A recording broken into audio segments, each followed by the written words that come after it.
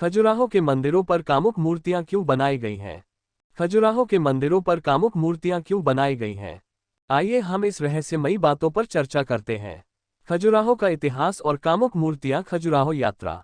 भेदाघाट भ्रमण। कुछ लोग कहते हैं कि भारत में खुलेआम सेक्स की बात करना अश्लीलता माना जाता है, और ये सच भी है कि भारत का जनमानस सेक्स एजुकेशन पर भी खुलकर अपनी राय नहीं रख सकता। पर उसी भारत देश में पवित्रता के प्रतीक मंदिरों की दीवारों पर मैथुन क्रियारत मूर्तियां क्यों बनाई गई, इसका कोई एक सर्वमान्य जवाब नहीं है। अलग अलग लोगों के अलग अलग सुझाव और मान्यताएं हैं। पोस्ट करने से पहले माफ कीजिए, मैं इस पोस्ट को अश्लील तो नहीं कह सकता, क्योंकि ये सब हमारे ही देश में मंदिरों पर उकेरी गई प्रतिमाएं हैं। इन्हें कैसे लिया जाए ये व्यक्ति के अपने नजरिए पर निर्भर करता है।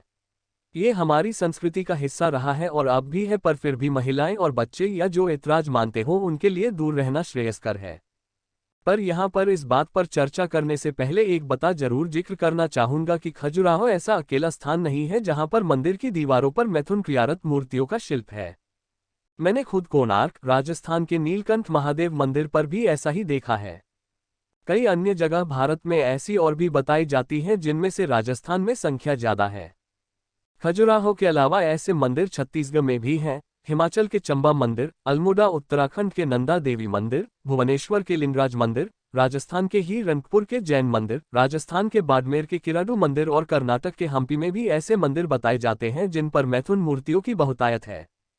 इसका अर्थ ये हुआ कि राजस्थान, मध्य प्रदेश और उड़ीसा, जो कि आज के समय में अलग अलग राज्य हैं, पर पहले समय में भी कोई इतने पास नहीं थे और ना ही उनमें किसी एक राजा का शासन काल में ही ऐसा हुआ, तो फिर ये भारतीय समाज की खुली सोच नहीं तो और क्या थी, जिसको जब मौका प्राप्त हुआ उसी दौर में मंदिरों के निर्माण के समय मनुष्यों ने ये मूर्तियां बनाई।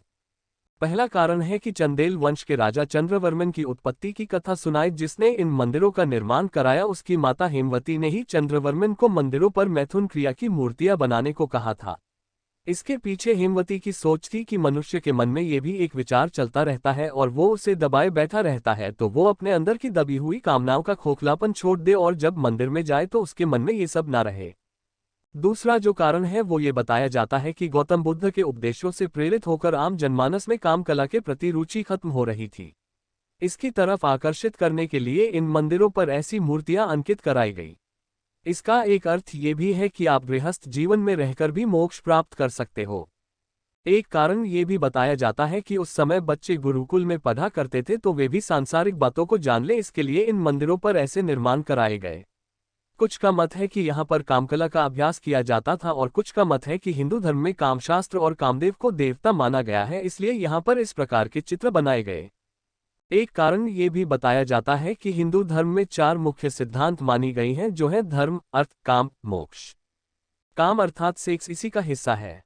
हो सकता है ये प्रतिमाएं भक्तों के संयम की परीक्षा के लिए बनाई गई हो, लेकिन कुल मिलाकर हिंदू धर्म में इन चारों पुरुषार्थों को हर आदमी अपनाना पड़ता है, तो फिर एक भाग काम के लिए ही क्यों आवरण रखा जाए, यही सोच हो इनके बनाने के पीछे। हिंदू धर्म में सबसे पहले धर्म और उसके बाद अर्थ यानी धन या पैसा, उसके बाद काम अर्थात सेक्स और सबसे बाद में मोक्ष की प्राप्ति की बात कही गई है। जैसे कि 4 आश्रम हैं। एक कारण तंत्र मंत्र को भी बताया जाता है। हिंदू धर्म में और उस काल में वाममार्गी पंथ का चलन था तांत्रिक समुदाय में, जो कि योग और भोग दोनों को साधना के लिए जरूरी समझते थे। ऋषि वात्सायन ने भी कामसूत्र की रचना की है और उनके अनुसार भोग या सेक्स भी मोक्ष प्राप्त करने का एक साधन है। कालांतर में हमने देखा और सुना है कि इसी बात को लेकर आचार्य रजनीश यानी ओशो ने भी किताब की रचना की, संभोग से समाधि तक, जिसके कारण उनके लाखों अनुयायी बने। उनका भी यही मत है कि जब आप सेक्स के बारे में सोचना बंद कर दो या उसकी चरम अवस्था को पा लो, तब आप साधना में मन लगा सकते हो। अधिकतर धर्मों में सेक्स का विरोध किया गया है।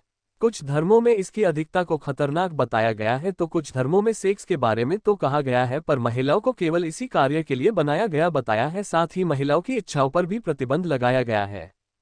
खजुराहो में ऐसा कुछ भी दिखाई नहीं देता।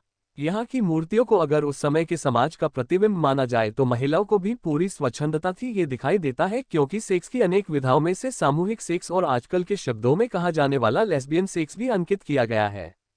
इतना उन्मुक्त वातावरण की मंदिरों की दीवारों पर सेक्स से जुड़ी प्रतिमाएं अंकित हो और उसे देखने के लिए किसी तरह का पर्दा, आवरण या रोकटोक ना पहले हो, और ना ही अब ये केवल हिंदुस्तान और हिंदू धर्म में ही हो सकता है। आप इसे चर्च, मस्जिद, गुरुद्वारों या अन्य धर्मों के पूजनीय स्थलों में पाना तो दूर की बात है, कल्पना भी नहीं कर सकते। मनुष्य के मन में जमी कुंठा ही अपराध बोध और अपराध का कारण बनती है।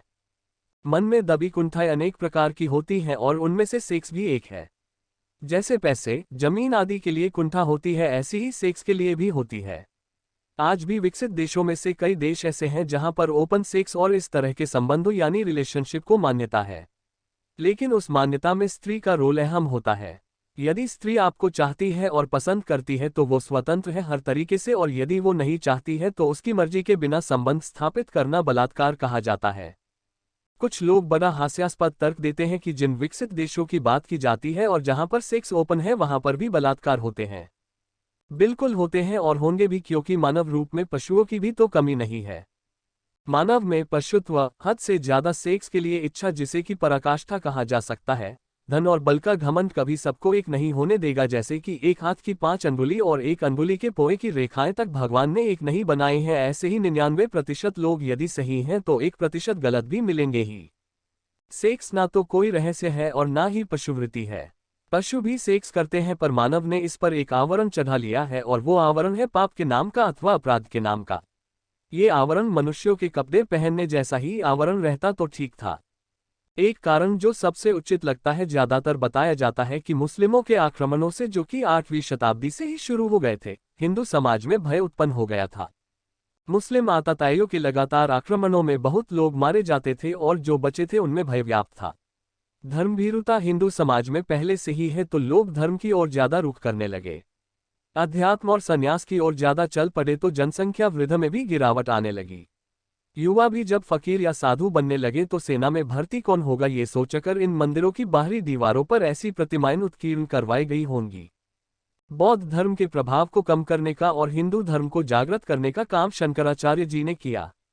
जब लोग संन्यास और मोक्ष की तरफ भाग रहे हों तो उनको ये बताना कि धर्म या ईश्वर को पाने के लिए आपको काम वासना को बाहर छोड़कर आना भी होगा, इन मंदिरों के निर्माण का कारण रहा होगा।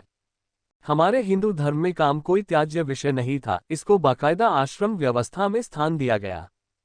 हाँ, काम का उद्देश्य यौन सुख या आनंद प्राप्ति न होकर वंशवृद्धि और पितृण से ओरण होकर मोक्ष की प्राप्ति था। मुस्लिम आक्रमण होने से जब मुस्लिम आक्रमणकारियों द्वारा हिंदू महिलाओं से बलात्कार किया जाने लगा तो मजबूरन हिंदुओं को अपनी बेटियों और महिलाओं को पर्दे में रखा जाने लगा। यही से हिंदुओं में काम छुपा विषय हो गया और आज के आधुनिक कहे जाने वाले युग में भी छुप छुपा कर पड़े देखे जाने वाले विषय में बदल गया। वरना कामसूत्र जैसे ग्रंथ, खजुराहो जैसे मंदिर विश्व के अन्य धर्मों में नहीं मिलते। खजुराहो की ये मूर्तियां मैथुनरत अवश्य है, परंतु इनमें अश्लीलता बिल्कुल नहीं है। जब भी मैं खजुराहो गया मुझे ये मंदिर हमारी आधुनिकता सोच पर चिढ़ाते नजर आते हैं। प्राचीन हिंदू समाज में काम कोई त्याज्य विषय नहीं था, जीवन के 4 पुरुषार्थ में से एक महत्वपूर्ण हिस्सा था।